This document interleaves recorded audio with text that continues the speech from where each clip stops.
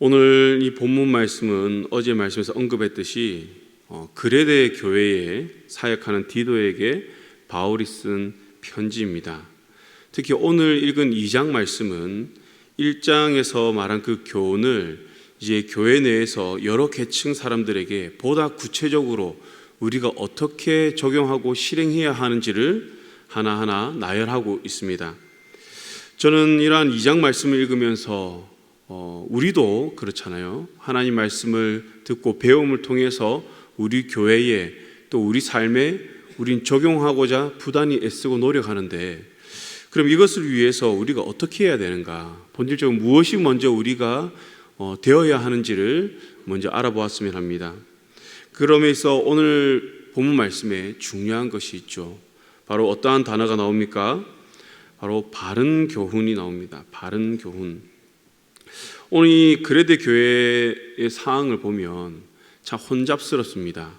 그리고 그들은 이제 믿는다고 하지만 믿음의 선한 행위가 없습니다. 이들은 지금 예수님을 믿지 않는 것이 아닙니다. 이들에게 믿음이 없다는 것이 아니라 이들에게는 그 믿음이 있으나 믿음의 선한 행위가 없다는 것이죠. 그런데 문제는 이들의 삶과 교회 내에서의 그 질서에 문제를 끼친다는 것입니다. 교회는 어떤 곳입니까? 교회도 영적 질서가 있는 곳입니다. 개인의 그 소견이 옳은 대로 행하는 것이 아니라 교회는 하나님 말씀이 기준되어 그 말씀으로 우리가 분별하고 우리 모든 성도가 그 말씀에 하나 되어 세워나가는 공동체, 그것이 교회죠. 직분은 그 사람의 권위와 명예가 아니라 주님께서 각 사람에게 부여한 그 사명이고 또 그 사명에 따라 행함으로 주님의 몸된 교회는 세워져 나간다는 것입니다. 그런데 이 그레데 교회는 그러한 모습이 지금 점차 사라지고 있는 것이죠. 믿음을 가지고 모인 공동체에 그렇다면 왜 이러한 모습이 나타날까? 우리는 그 문제를 1절에서 우리 찾을 수 있는데요. 1절을 보면요, 바울이 바른 교훈에 합당한 것을 말하라라고 말하고 있습니다. 즉 지금 이들에게 믿음은 있으나 그에 따른 바른 교훈, 이 바른 교훈은 바른 신앙과 직결된다는 것이죠. 이 바른 교훈이 지금 없다는 것입니다.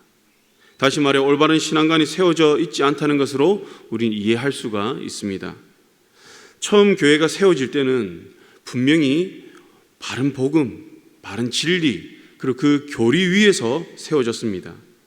그러나 시간이 지나갈수록 교회가 점점 세상을 닮아가는 거죠. 세상의 이치와 사상이 교회 안으로 들어옵니다. 그래서 이 세상의 이치와 사상에 따라 우리가 어떠한 일들을 분별하고 내가 받은 그 직분을 감당하게 되고 자신의 섬김의 자리에 이러한 세상의 사상을 가지고 우리는 섬긴다는 것이죠. 다시 말하면 교회의 이 모든 섬김의 부분, 직분을 감당하는 부분이 점점 세속화되어 가고 있다는 것입니다. 물질과 개인의 권위가 말씀보다 중요하고 그들 안에 점점 진리와는 상관없는 그러한 문화와 전통이 세워지고 있었습니다. 그들은 자신들이 믿고 아는 대로 전하는 대로 살고 있지 않았습니다. 왜 그렇습니까? 바로 바른 교훈, 바른 신앙관이 그들에게 세워지지 않았다는 것이죠. 이런 그들을 향해 바울은 지금 살고 있는 그 삶의 모습을 벗어버리고 너희가 처음에 들어서 알고 믿었던 그 말씀에 따라 살아라고 권면을 하고 있습니다. 즉 우리가 바른 교훈대로 우리가 그 교훈을 받고 그대로 살아야 한다는 것이죠. 그럼 여기에서 바른 교훈은 무엇인가? 바울 서신서에서 나타난 공통점 중에 하나가 무엇이냐면 믿음과 그 행함의 관계입니다. 즉 바른 교훈이 되기 위해서는 내가 아는 그 교리적인 부분을 지식 전달하는 곳이 아니라, 다시 말해 교회는 아카데미, 뭔가 지식을 전달하고 가르치는 것이 아니라 가르치는 자, 직분자, 섬기는 이 모든 자들이 자신이 그 믿는 믿음, 주님의 말씀에 따라 우리가 교회 안에서 행하고 또 세상에서도 주의 말씀에 따라 행함으로 우리는 덕을 끼치고 예수 그리스도의 그 영광을 드러내는 그러한 삶을 사는 것, 이게 바른 교훈을 받은 것이고 바른 교훈대로 살아가는 것이죠. 여러분, 가르치는 것은 사실 믿음이 없어도 가르칠 수가 있습니다.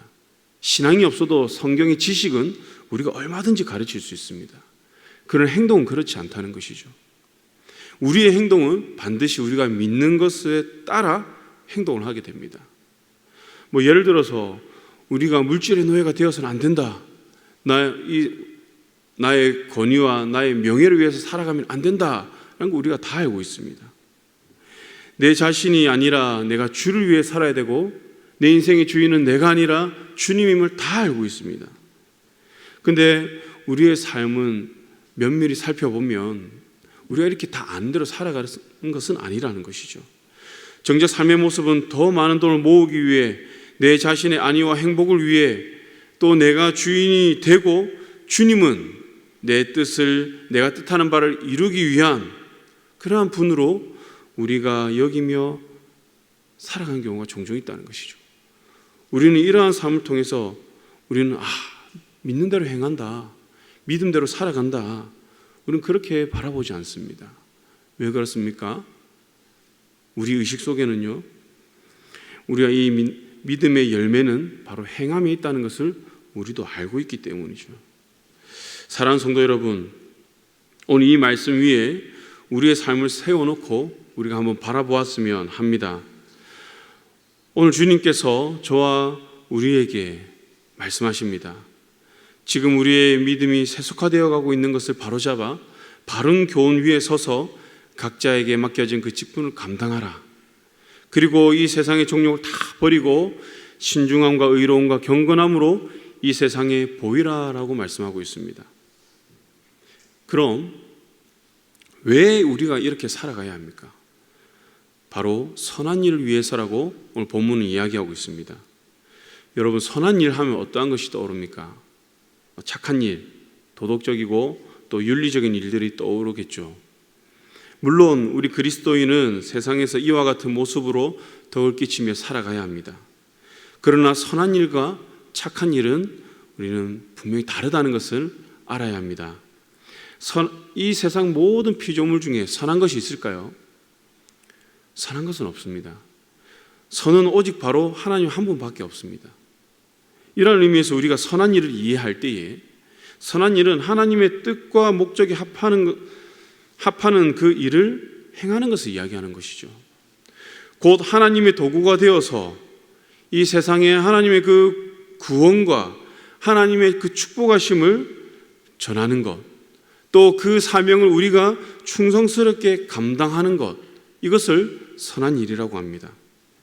이는 주님께서 우리를 죄와 사망의 법에서 구원하신 그 목적이기도 하죠. 14절 말씀에 그가 우리를 대신하여 자신을 주심은 모든 불법에서 우리를 속량하시고 우리를 깨끗하게 하사 선한 일을 열심히 하는 자기 백성이 되게 하려 하심이라 라고 말씀하고 있습니다. 여기에서 하나님께서 우리를 부르신 목적이 분명히 드러나죠. 우리는 하나님의 그 선한 일을 열심히 하는 자기 백성이 되기 위해 우리는 부름을 받았다는 것입니다. 하나님께서는 세상에 속한 우리를 하나님의 백성으로 삼아주신 것, 바로 이것은요, 하나님의 백성으로 하나님의 사명을 우리가 위임받아서 감당하기 위해서입니다. 그러기 위해 우리는 바른 진리, 바른 교훈 위에 서서 우리가 이를 지키고 가르쳐야 하는데, 그레데 교회는 지금 그러지 못하고 있다는 것이죠. 그레데 교회는 하나님의 일, 선한 일을 감당하지 못하고 있습니다. 그들이 사역을 안 했다는 것은 아닙니다. 그러나 그들의 사역이 하나님이 보실 때는 하나님의 일, 선한 일이 아니라는 것이죠. 저는 이 말씀을 묵상하면서 하나님께서 이 시대를 살고 있는 우리 성도들에게 주시는 말씀이 아닌가 그런 생각을 했습니다. 선한 일에 관심을 두기보다 우리 나의 일에 더 중심을 두고 신앙생활을 하는 것은 아닌지, 그리고 이러한 나 중심의 삶이 세상에서도 그대로 나타나서 복음이 가는 길을 내가 혹여나 막고 있는 것은 아닌지 묵상을 해보았습니다. 사랑하는 강연의 성도 여러분, 나는 지금 어디에 속한 사람으로 어떤 일을 하고 살아가고 있습니까? 주님께서는 우리에게 구속의 은혜를 주심으로 우리를 거룩한 백성, 자기 백성으로 삼으셨고 그 백성답게 신앙생활을 하고 세상에서 살아라고 말씀하고 있습니다. 그런데 물론 이렇게 살아가는 것이 쉽지는 않습니다. 여러 방해 요소들이 있고 또 우리를 미혹하는 것들이 항상 도사리고 있다는 것이죠. 그래서 15절에서 모든 권위로 책망하고 권면하고 말하라고 합니다. 이는 자기 백성은 하나님과 교제하는 사이이기 때문에 하나님이 주시는 그 진리의 권위를 가진다는 말씀인 것이죠. 우리 역시 하나님의 사명을 위임받은 자로서 우리는 그 사명만 위임받은 것이 아니라 하나님께서 주신 그 권위 또한 위임을 받은 자들입니다. 예수님께서는요, 제자들을 둘씩 짝을 지어서 보내십니다. 영혼 구원을 보내시죠. 그때 예수님께서는 사명을 주셨습니다. 그리고 무엇을 또 함께 주셨습니까? 그 제자들에게 더러운 귀신을 제어할 권능을 함께 주시고 영혼 구원을 위해 사명을 감당하기 위해 보내셨다는 것이죠.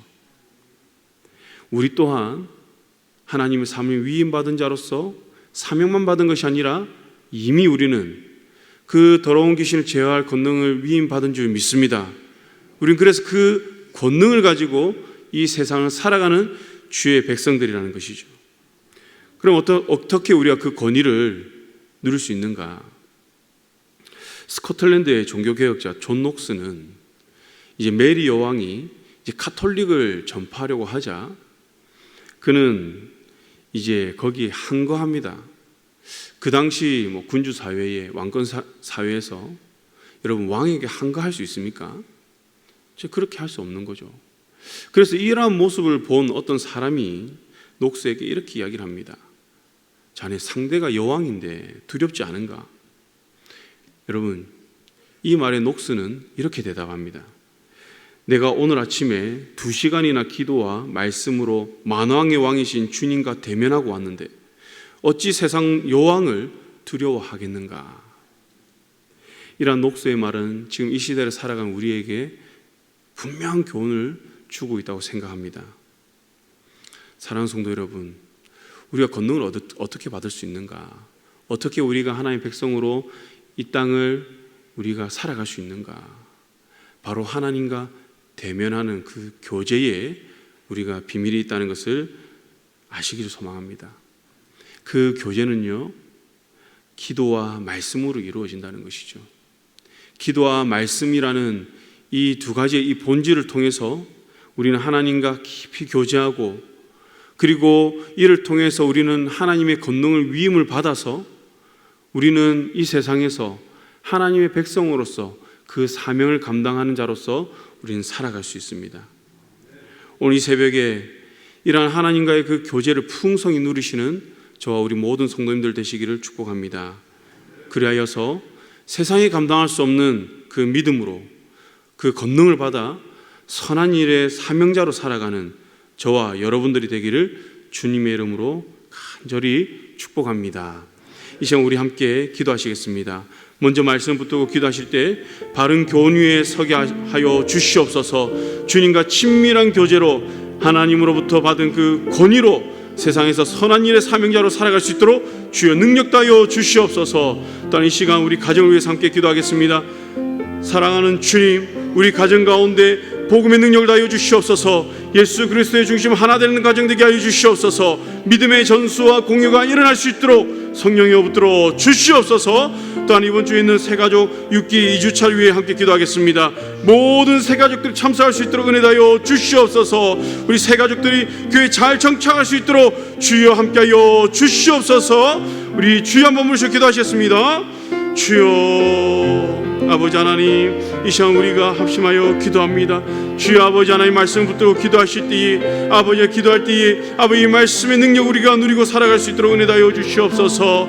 아버지 하나님 우리가 바른 교훈 위에 서게 하여 주시옵소서. 아버지 하나님 주님과 친밀한 교제 가운데 우리가 갈 수 있도록 은혜 다하여 주시옵소서. 그래서 우리가 이 세상을 살아갈 때에 주의 사명을 감당할 때에 아버지 하나님 주님의 그 권능을 받은 자로서 아버지 하나님 그 권능으로 우리가 행할 수 있도록 은혜 다하여 주시옵소서. 주시옵소서. 아버지 하나님, 우리가 가정을 위해 기도합니다. 우리 가정 가운데 예수 그리스도 중심으로 하나 되게 하여 주시옵소서. 아버지, 우리 자녀들과 아버지 하나님, 우리가 한 마음으로 주를 섬기는 우리 믿음의 가정 되게 하여 주시옵소서.